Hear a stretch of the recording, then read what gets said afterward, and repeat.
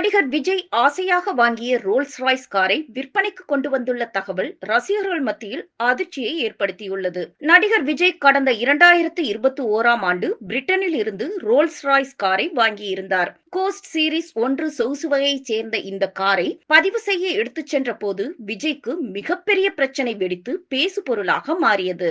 அதாவது அந்த கார் வெளிநாட்டு இறக்குமதி என்பதால் பல மடங்கு நுழைவு வரி விதிக்கப்பட்டது. இதனால் அதிர்ச்சியடைந்த விஜய் அதனை ரத்து செய்ய கோரி நீதிமன்றத்தை நாடினார். ஆனால் அந்த மனுவை ஏற்க மறுத்த நீதிபதி விஜய்க்கு 1 லட்சம் ரூபாய் அபராதம் விதித்ததோடு நுழைவு வரியையும் கட்ட சொல்லி உத்தரவு பிறப்பித்தார். அப்போது செய்தி ஊடகங்களில் வெளியாகி மிகப்பெரிய பேசு பொருளாக மாறியது. இவ்வளவு தடைகளை தாண்டி விஜய் வாங்கிய ரோல்ஸ் ராய்ஸ் கார் விற்பனைக்கு வந்துள்ளதாக தகவல் வெளியாகியுள்ளது. 3 கோடியே 5 லட்சம் ரூபாய் மதிப்புள்ள இந்த காரை 2 கோடியே 6 லட்சம் ரூபாய்க்கு விற்பனைக்கு வந்திருப்பதாக தகவல் வெளியாகியுள்ளது. எம்பயர் ஆட்டோஸ் என்ற பிரீமியம் கார் டீலர்ஷிப் நிறுவனம் விற்பனைக்கு வந்துள்ள ரோல்ஸ் ராய்ஸ் காரை பல கோணங்களில் வீடியோ எடுத்து அதனை சமூக வலைதள பக்கத்தில் பதிவிட்டுள்ளது. பீஸ்ட் படப்பிடிப்பு முடிவடைந்ததும் படக்குழுவினரை இந்த காரில் அழைத்துச் சென்று குசிப்படுத்தினார். அது மட்டுமில்லாமல் மினி கூப்பர், இனோவா என பல கார்களை வைத்திருந்தாலும் இந்த ரோல்ஸ் ராய்ஸ் காரை தானே ஓட்டிச் செல்வதில் அவர் ஆர்வம் காட்டினார். அப்படிப்பட்ட இந்த காரை